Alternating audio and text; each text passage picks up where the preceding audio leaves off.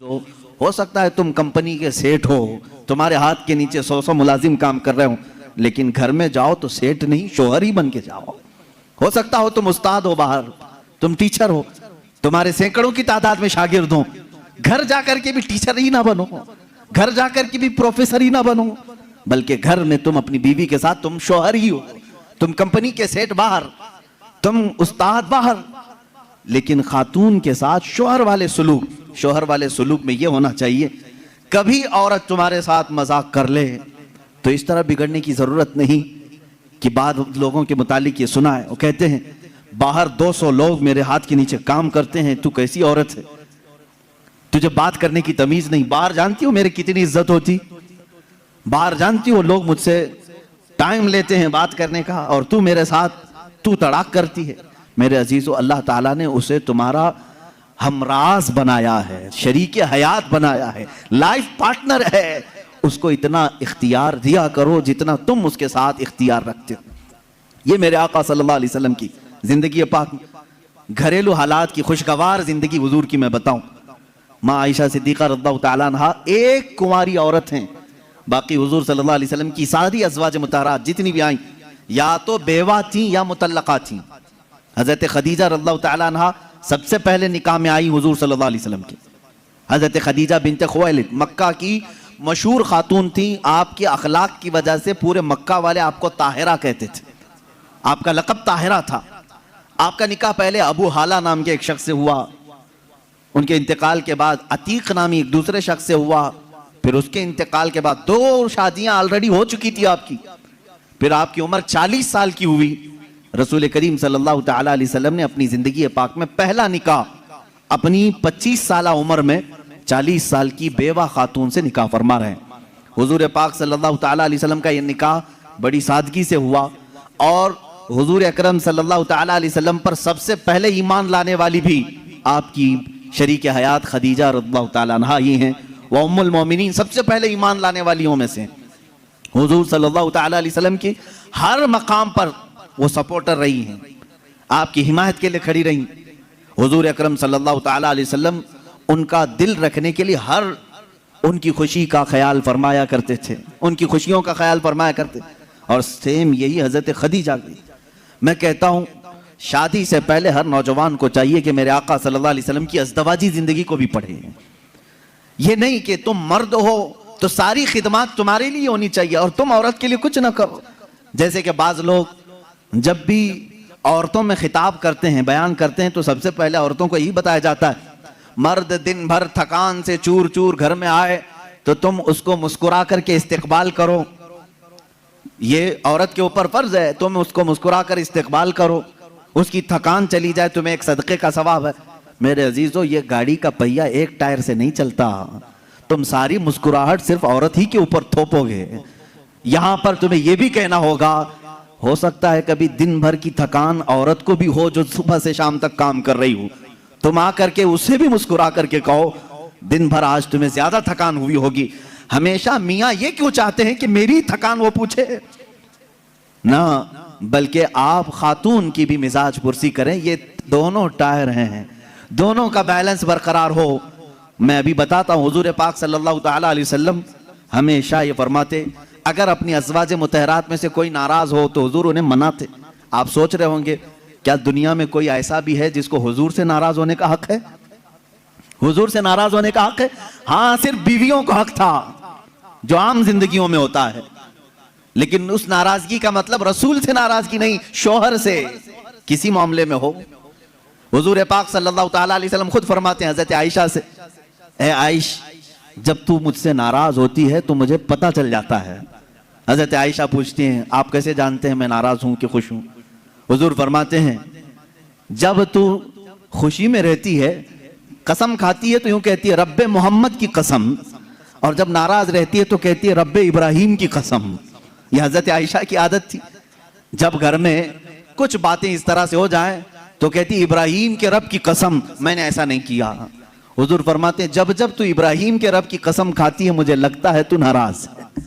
हुजूर मनाते हैं, ये नहीं कि कायनात के आका मौला से तुझे रूठने का हक क्या है। हुजूर पाक सल्लल्लाहु अलैहि वसल्लम ने अपने घर में एक शौहर वाली जिंदगी भी गुजार करके दिखाया है। एक मरतबा हजरत आयशा सिद्दीक़ा रज़ियल्लाहु ताला अन्हा घर में हजरत ज़ैनब, एक दूसरी ज़ौजा हैं हुजूर की, हजरत ज़ैनब बिनते जहश रज़ियल्लाहु ताला आई। हजरत आयशा मैदे का शीरा बना रही थी, आटे का सत्तू जिस तरह से होता है, मीठा कुछ बना रही थी। जैसी वो बना, उसमें कुछ खराबी हुई हो या जो भी, हजरत आयशा हजरत ज़ैनब को खिलाने पर इसरार करने लगी कि आप घर में आई हैं, ये शीरा पूरा खाएंगी आप। हजरत ज़ैनब कह रहे मेरा जी नहीं चाहता, मैं नहीं खाऊंगी। हुजूर पाक सल्लल्लाहु अलैहि वसल्लम बैठे हुए, हजरत आयशा ने वो शीरा उठाकर पूरा उनके मुंह पे लगा दिया। अल्लाह के नबी सल्लल्लाहु अलैहि वसल्लम मुस्कुराते रहे, कुछ नहीं फरमाया। हजरत ज़ैनब से कहा कि बस बस आयशा छोटी है, तुम बदला मत लो। ये हुजूर पाक सल्लल्लाहु ताला अलैहि वसल्लम की खानगी मामलात हैं, अपने अज़वाज मुतहरात के साथ हुस्न सुलूक है। उन्हें आपस में मजाक करने का इख्तियार तक मेरे आका ने दे रखा था।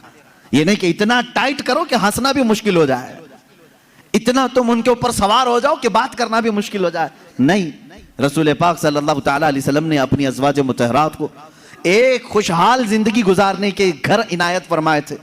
आप अंदाजा कर सकते हैं, हर बीवी के लिए अलग मकान, हर ज़ौजा के लिए अलग मकान।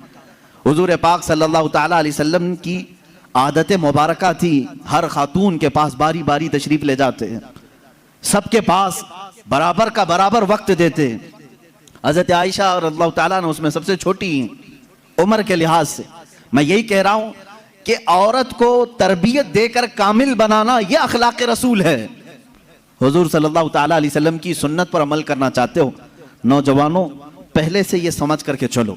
मेरे घर में जिनकी शादियां नहीं हुई उनके लिए कह रहा हूं, जिनकी हो चुकी उनके लिए भी पहले से जहन में ये बात फिट कर लो, मैं अगर शादी करने जा रहा हूं तो मेरे घर कोई ऐसी खातून आने वाली है जिसको हो सकता है बात करने में पूरा सीखी हुई ना हो, खाने पकाने के माहिर ना हो सकता है वो खानदानी मामलात को न समझे, मुझे हर एक चीज को उसे सिखाना होगा। तुम अगर पहले से ये सब चीजें जहन में रखोगे तो झगड़े और ना इत्तेफाकी की बात नहीं आई। तुम पहले से एक्सपेक्टेशन ये रख करके बैठे हो कि ये सातवें आसमान से सीख करके आई हुई है घर में, कभी कुछ बातचीत हो गई तो सीधे झट से यही कहा, क्या तुम्हारे अम्मा बाप ने यही सिखाया था, यही बात। और सास भी अपने बहू से यही कहती है, रोटी नहीं बने, अम्मा क्या सिखाई तेरी तुझको, अब तक क्या करती रही। मेरे अजीजों, रसूल पाक सल्लल्लाहु ताला अलैहि वसल्लम के पास हजरत आयशा जब आई, 9 साल की उम्र में थी, उनकी सहेलियां कहती हैं आटा गूंथते गूंथते वो सो जाती थी, उसी में सो जाती थी, रात हो जाती थी। हुजूर पाक सल्लल्लाहु ताला अलैहि वसल्लम ने एक दिन भी सख्ती नहीं फरमाई कि आयशा आटा गूंथते गूंथते सो गई, आटे में ही हाथ रह गए। हुजूर अकरम सल्लल्लाहु ताला अलैहि वसल्लम ने उन्हें महे कामिल बनाया। ये अल्लाह के रसूल सल्लल्लाहु अलैहि वसल्लम के अखलाक करीमा है। औरतों को तुम जिस कदर अच्छी तरबियत दोगे, तुम्हारी मोहब्बत उतनी ही उनके दिलों में होगी और उतनी ही अजमत भी बढ़ेगी, उतनी अजमत बढ़ेगी। और रसूल पाक सल्लल्लाहु ताला अलैहि वसल्लम की इस अजीम सुन्नत पर भी अमल होगा।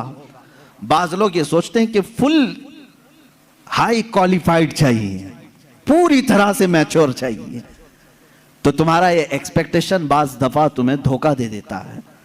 तुम जो कुछ भी सोच करके रखे हो वो नहीं आई, चिड़चिड़ हो जाता है, दिमाग में अलग अलग वसवसे आने लगते हैं, फिर दूसरे का ख्याल आने लगता है, और फिर दूसरी भी वैसी निकली तो क्या करोगे। इसीलिए अखलाक रसूल ये है। अल्लाह के नबी सल्लल्लाहु अलैहि वसल्लम के पास वो औरतें आई जो अलग अलग खानदान की थी, अलग अलग मिजाज की थी, अलग अलग कबीलों की थी। अरे यहूदियों के खानदान से हुई बिन अख्तब की बेटी सफिया रज़ियल्लाहु ताला अन्हा हुजूर के घर आई। उनके पूरे रस्म रिवाज अलग थे, सारे खानदानी मामलात अलग थे, लेकिन क्या कभी वो मिसमैच हुई हुजूर के साथ? रसूल पाक सल्लल्लाहु ताला अलैहि वसल्लम ने उनके साथ भी जिंदगी कैसे गुजारी। हजरत सफिया रज़ियल्लाहु ताला अन्हा हुजूर सल्लल्लाहु ताला अलैहि वसल्लम की बारगाह में जब आई, देखें हुजूर अदल कैसे करते थे बीवियों के साथ। ये खानदान था बनी इसराइल का, यहूदियों का, हजरत मूसा अलैहिस्सलाम से जो चला है वो खानदान था। मूसा अलैहिस्सलाम की औलाद वो मदीने तैयबा में थी, उन्हीं के खानदान से हजरत सफिया आई थी। जब शादी हुई तो औरतों में आपस में बातें होती रहती हैं, सौतनों के मामला रहे। हुजूर की एक ज़ौजा हजरत आयशा हैं जिनके बाप सिद्दीक़ अकबर हैं, एक ज़ौजा हुजूर की हजरत हफ्सा हैं जिनके वालिद उमर इब्न खत्ताब हैं रज़ियल्लाहु ताला अन्हु। एक हजरत अबू बकर की बेटी हुजूर के निकाह में है, एक हजरत उमर की बेटी हुजूर के निकाह में। ये दोनों मिलती थी तो बड़ी लंबी बातें भी होती थी। खानदान एक था, इनके बीच में हजरत सफिया आ गई, अलग खानदान की, यहूदी खानदान से आई थी, लेकिन हुजूर के निकाह में आई थी। हजरत सफिया को दोनों छेड़ने लगी। क्या कह करके? कहा कि सफिया, हुई बिन अख्तब है ना तेरा बाप, यानी यहूदियों के एक कबीले का सरदार है। हजरत आयशा कहती है मेरे बाप तो सिद्दीक अकबर हैं। हजरत हफ्सा कहती है मेरे बाप तो उमर इब्न खत्ताब हैं, जिनकी नेकियां हुजूर ने इस तरह फजीलतें बयान फरमाई। हजरत सफिया के दिल में थोड़ा सा वो लगा कि ये दोनों अपने अपने बाप पर फख्र कर रही। हुजूर पाक के हुजरे में आई, गमगीन थी। अल्लाह के नबी सल्लल्लाहु अलैहि वसल्लम ने पूछा सफिया क्या मामला है? कहा आयशा भी और हफ्सा भी ताना मार रही हैं। कहा क्या कहा उन्होंने?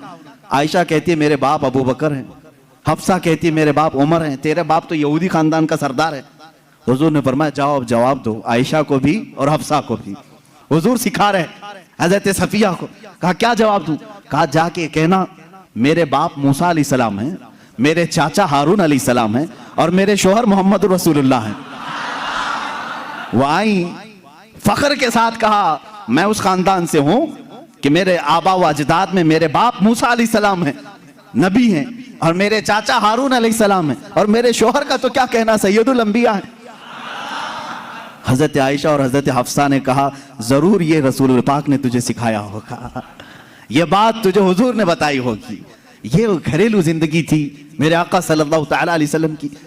कभी इन औरतों के दरमियान अगर कुछ बातें आ जाए, हुजूर पाक इस तरह से उसे निकालते जैसे मैदे में से आटे को निकाल दिया जाए। कभी तकरार नहीं हो सकी, कभी झगड़े की नौबत नहीं आई। दो बीवियों वाला जानता है कि उसे संभालना कितना मुश्किल होता है। हाँ, एक अजीम जंग में वो उतरा होता है, एक तरफ इंडिया एक तरफ पाकिस्तान, बीच में बॉर्डर में वो खड़ा रहता है। एक हाथ इसके पास एक हाथ उसके पास, पता नहीं कौन सा टूटे कौन सा बचे। लेकिन अल्लाह के नबी सल्लल्लाहु तआला अलैहि वसल्लम 11 अज़वाज मुतहरात के साथ रहे और सबको बराबर इंसाफ के साथ रखा। कभी किसी खातून से कोई झगड़ा, ये किसी हदीस में नहीं मिलता। हाँ, उनके दरमियान जो बातें होती थी वो तफरीह कल्ब के तौर पर होती, तफरीह कल्ब के तौर पर, दिल को बहलाने के तौर पर।